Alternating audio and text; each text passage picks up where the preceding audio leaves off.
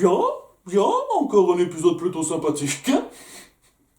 Vraiment sympa sur deux.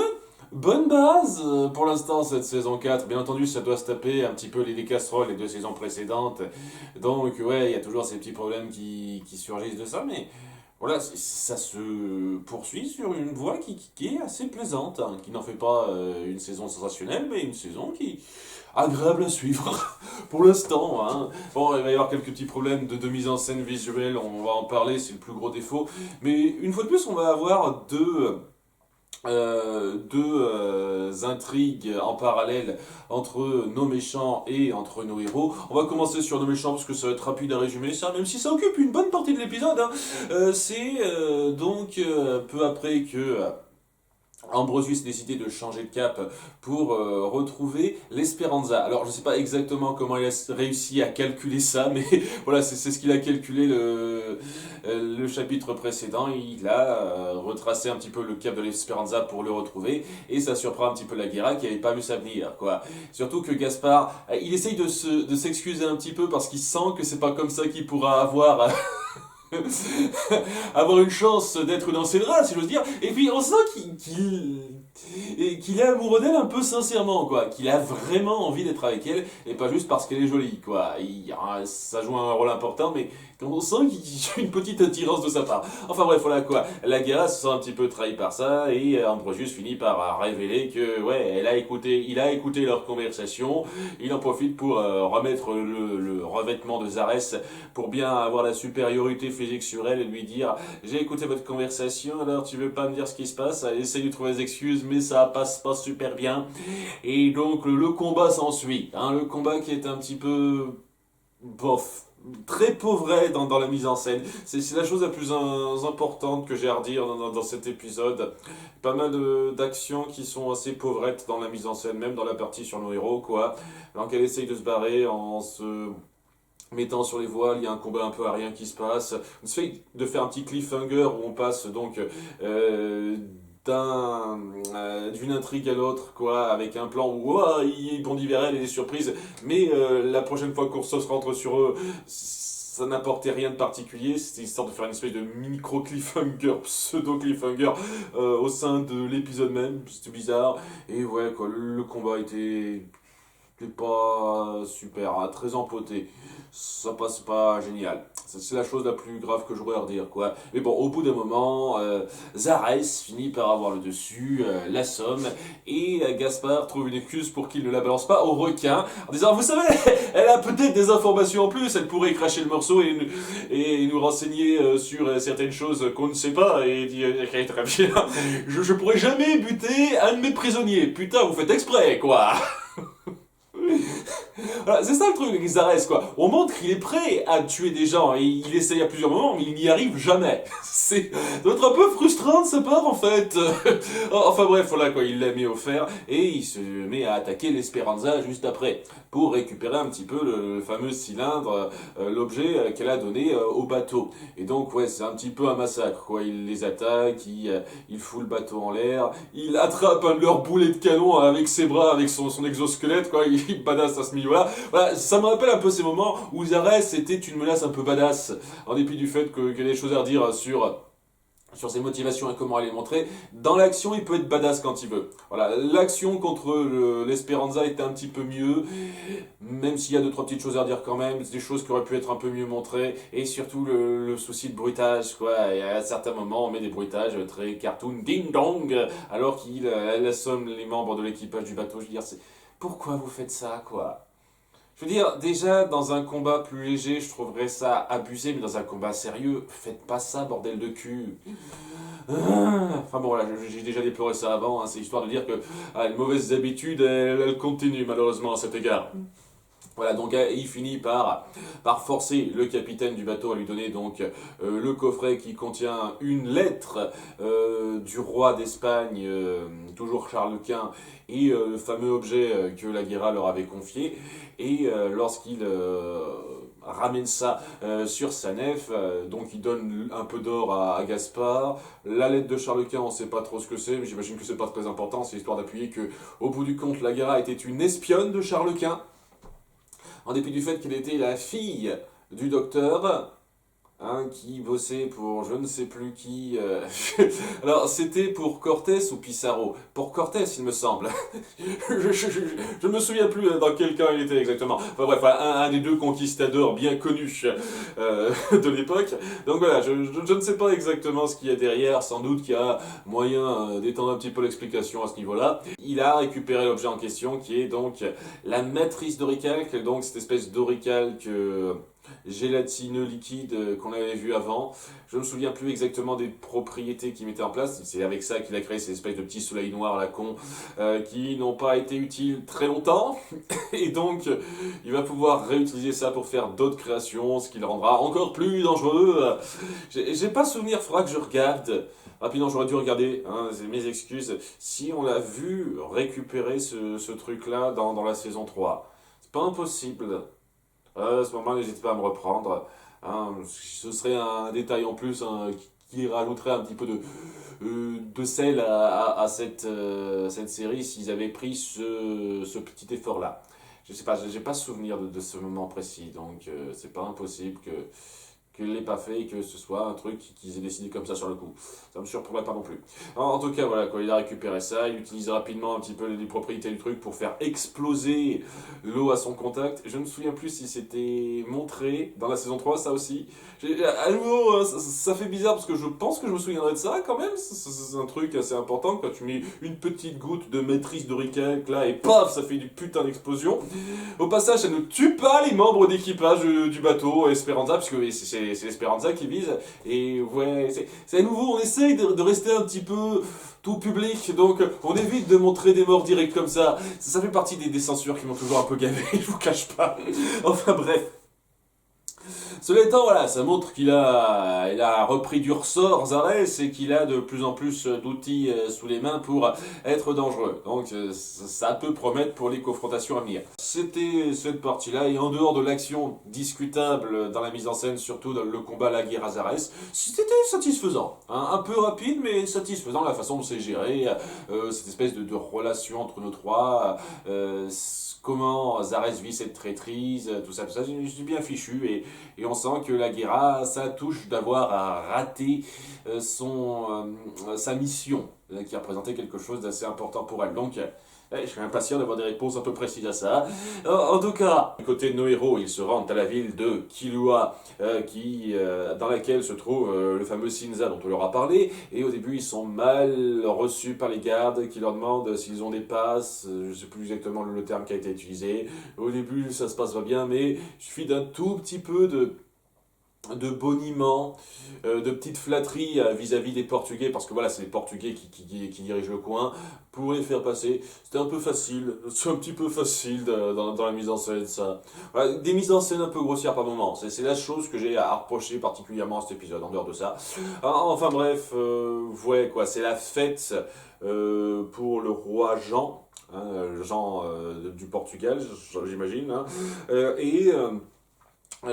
donc ils sont un petit peu en ambiance de fête, seulement c'est pas la fête pour tout le monde puisque eh ben, c'est quand même une époque un petit peu reculée, et à cette époque-là, avec les colonisations portugaises, espagnoles, etc., il y a eu de la traite d'esclaves. Et oui, nos héros voient ça directement. Des esclaves noirs qui sont maltraités, qui sont vendus à d'autres pour servir les hommes un peu plus blancs. Et c'est intéressant la façon dont c'est perçu par nos héros qui découvrent la cruauté de la chose, qui trouvent ça horrible, alors que Mendoza leur dit que malheureusement si c'est horrible on peut pas y faire grand chose sur le coup, ce serait un petit peu trop s'immiscer. Le souci que j'ai avec ça, c'est que, me semble-t-il, dans la saison 1, à nouveau j'ai un souvenir relativement vague de certaines choses, ils étaient un petit peu au courant des choses. Je pense, quoi, il y a certaines tribus Maya-Inca qui leur ont parlé du fait qu'ils ont accueilli Pissarro et Cortés à bras ouverts, enfin surtout Pissarro, me semble-t-il, et ils ont été traités en esclaves après ça. Donc ils doivent être familiers avec le concept d'esclave. Je sais pas, la façon dont c'est montré, c'est comme s'ils découvraient le concept. C'est un peu bizarre. Je sais pas, il aurait peut-être fallu un tout petit peu mieux le pointer qu'ils connaissaient le concept, mais que c'était pas quelque chose qu'ils avaient vraiment vécu, vu directement.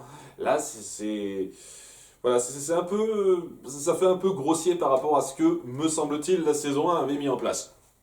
Mais pas non plus extraordinairement grossier, quoi. On fait largement pire, quoi. En tout cas, étant donné qu'il faut rechercher Sinza dans cette grande ville, on décide de faire plusieurs groupes de deux. Zia et Mendoza, Esteban et Sancho, et Tao et Pedro. Hein, devinez quel groupe sera le plus intéressant dans le lot. Et ouais, on aura chacun de nos duos qui fera quelque chose dans son coin. Bon déjà, Tao et Pedro, ils feront pas grand-chose. Hein. Il y a Pedro qui aura pour plan de se faire passer pour un client local qui bouffe n'importe comment dans un bar et il croit que ça lui ouvrira la porte à certaines infos. Voilà, ça ira très loin, j'ai le sentiment ça. Et ouais, on reverra Tao qui se sent mal de s'être planté contre le piège d'Ambrosius la dernière fois. Et petit bémol par rapport à cette chose, j'ai le sentiment qu'au bout du compte, ils vont pas en faire grand chose, malheureusement. Cet épisode me laisse un petit peu cette impression que, bon, déjà, il est en pleine complainte une fois de plus. Il se plaint d'avoir été inutile, de s'être fait avoir. Et cette phase-là est toujours un petit peu chiante, c'est toujours important à montrer, mais c'est bien de passer à autre chose de temps en temps, quoi. Voilà, je me suis fait avoir, je suis nul, c'est bien. Maintenant, essaye de passer à autre chose, essaye de t'en tirer les conséquences. Et le truc, avec le discours que Pedro lui fait, comme quoi, tu sais, ça arrive à tout le monde de se faire avoir, ça arrive à tout le monde de se planter, de tomber, l'important c'est de se relever, et tu verras, t'apprendras de tes erreurs, tout ça, basique. Bienvenue chez les Robinson, merci. Et voilà, là, ça lance l'idée que, voilà, il va reprendre du poil de la bête et redevenir le même Tao qu'avant. C'est un petit peu ce que lui lance Pedro. Alors que justement, j'espère qu'il va pas redevenir exactement le même qu'avant, qu'il va apprendre une certaine leçon d'humilité et ne pas se vanter stupidement à chaque scène où il essaye un tout petit peu de se mettre en avant. Voilà, j'espère qu'il n'y aura pas ça. Ça laisse un peu présager qu'il va redevenir ce Tao-là. Et j'espère que non. Voilà. Mais bon, on verra. Hein. Ça, faut voir par la suite. Alors, du côté de Zia et Mendoza, Zia aura un peu rapidement copiné avec une des jeunes esclaves qui a à peu près son âge. Et lorsqu'elle la verra avec une de ses copines essayer de shipper certains outils du forgeron local, elle se sentira de les aider. Parce que voilà, elle sent que c'est injuste ce qu'elles vivent et elle veut un peu se sentir impliquée dans leur lutte. Et donc une fois donc elle aura un petit peu participé à ce vol-là, dans une mise en scène une fois de plus en termes d'action assez discutable, la façon dont c'est montré, la façon dont elle réagit, c'est pas que c'est mauvais dans les actions, c'est juste le rythme des actions, comment elles sont montrées via l'image qui sont un peu... Voilà, très perfectible, très perfectible. Avec une meilleure animation, quelque chose de plus rythmé, de plus fluide, ça serait passé mieux. Elle finit par ensuite venir leur parler et les questionner sur ce qu'elle compte faire, parce que voler de la nourriture bien, mais voler des outils de forgeron, c'est quoi le délire? Et c'est là que Mendoza s'immisce un petit peu, hein, et il suit un petit peu le mouvement lui aussi, pour se rendre compte qu'elle prévoit de libérer un petit peu leurs amis esclaves, notamment leurs parents. Parce qu'elle risque de les perdre. Alors au début, il essaye d'être la voix de la raison en leur disant que vous savez que ce que vous avez fait, ça va alerter le forgeron, qui va alerter un petit peu tout le camp et ça va augmenter la sécurité, vous n'arriverez à rien. Mais il est un peu touché par ce qu'elles essayent de faire, la perte qu'elles risquent d'avoir, leurs parents qui seront partis, et surtout Zia, qui insistera un petit peu pour qu'il les aide à préparer leur plan d'évasion. Et voilà le topo.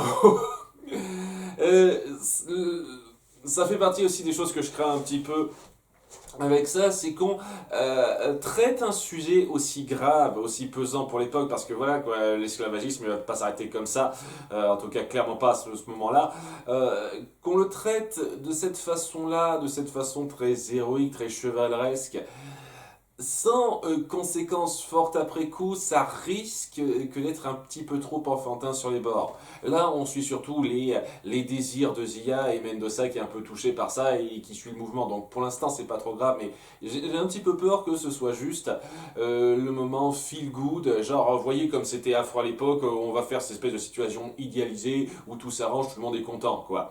Ce qui risque d'être un petit peu facile, un peu enfantin sur les bords. Je dis pas que ce sera mauvais ou quoi que ce soit, mais disons que ce genre de sujet traité à la légère, ça n'a pas énormément de poids. Pour moi, même si je trouve quand même ça assez osé de le tacler sur ce sujet malgré tout, parce que c'est un sujet assez grave et présent à l'époque, c'est évident. Donc le fait qu'on ne se soit pas énormément centré là-dessus jusqu'à présent et qu'on prenne le temps de quelques épisodes pour en parler, je ne suis pas contre. Voilà, et je trouve juste que, vu comme c'est parti, ça va manquer de finesse. Voilà, ça va manquer de finesse dans le traitement de la chose. C'est histoire de dire. Enfin bon, voilà, c'est ce qui est lancé par rapport à Zia et Mendoza. J'ai le sentiment qu'on va pas mal se centrer là-dessus. Mais il y a quand même un truc qui est assez gros qui se présente aussi pour Esteban et Sancho. Sancho qui est là, histoire d'être là, qui sert à rien. Pedro, juste pour faire un petit discours à la con, mais voilà, Sancho est toujours aussi pénible, et Sancho et Pedro toujours aussi chiants, hein, et j'ai toujours rien de spécial à dire de bien sur eux. Il y a Esteban qui ose demander à certains voyous du coin, je sais pas particulièrement pourquoi eux, mais si, voilà, certains voyous du coin, des mecs qui sont accros à la dague, tout ça, s'ils connaissent pas un certain Sinza, donc, s'ils n'ont pas entendu parler d'un certain Sinza, et après un moment un petit peu de doute, il l'emmène vers ce fameux gars, et cliffhanger de ouf, Sinza n'est en réalité que Gomez! Ce qui est une belle surprise pour moi, parce que, oui, depuis le début de la saison 3, je me demande ce qu'il est advenu de ce personnage, et étant donné que vous le mettez en avant, je suis sûr que vous montrerez un petit peu son passé plus en détail avec Gaspard, après ce qui s'est passé dans la saison 1, donc là, je suis content, mais une fois de plus, ça appuie la chose, l'idée que faut vraiment bien connaître la saison 1 pour apprécier ces nouvelles saisons, une fois de plus, quoi. Parce que, voilà, tu suis les saisons 2 à 4 comme ça, tu te demandes, mais c'est qui Gomez? Qu'est-ce que c'est que ce truc-là? Ça sort comme ça. Et dans une série qui essaye de te mâcher pas mal de choses, que tu te balances un personnage qu'on n'a plus vu depuis 3 saisons en nous leur jouant super surprise, c'est assez étonnant. C'est assez étonnant de voir qu'on respecte suffisamment le public pour traiter ça normalement sans nous mâcher les explications derrière, alors qu'à côté on nous mâche pas mal de trucs, quoi. Tu peux voir cette configuration qui diffère d'un cas à l'autre. Voilà. Ah mais bon, surpris, très surpris, c'est le cliffhanger de fin, un cliffhanger qui marche très bien pour quelqu'un qui a suivi la saison 1 comme moi. Et ouais, impatient, très impatient de voir comment ça va se gérer ça.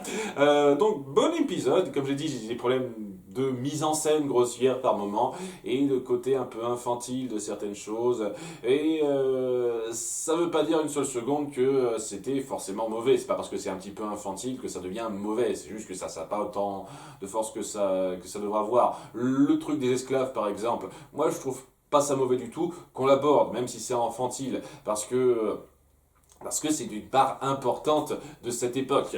Et ouais, le fait qu'on essaye un tout petit peu de tabler là-dessus, d'en parler aussi dans le documentaire de fin, je trouve que c'est bienvenu. Même si bon, c'est pas un ton ultra documentaire, on essaye de jouer sur le fait que c'était quand même mal à l'époque, on se doute. Pas la peine de montrer Pichou, dire « Oh, c'est pas bien, hein !» Oui, on avait compris, Pichou, on avait compris. Ça me paraissait un peu évident. Mais voilà, quoi. Les thèmes qui sont abordés, le développement principal de l'intrigue est tout à fait prenant et marche bien, relativement solide. Donc, c'était bien, un épisode bien comme le précédent.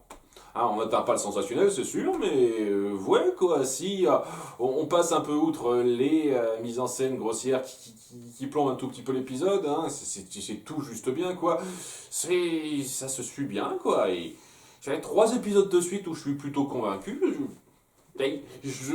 J'en viens à avoir de plus en plus d'espoir, et j'ai le sentiment que ces espoirs vont pas mal se péter la gueule d'ici quelques temps, mais pour l'instant, je suis content.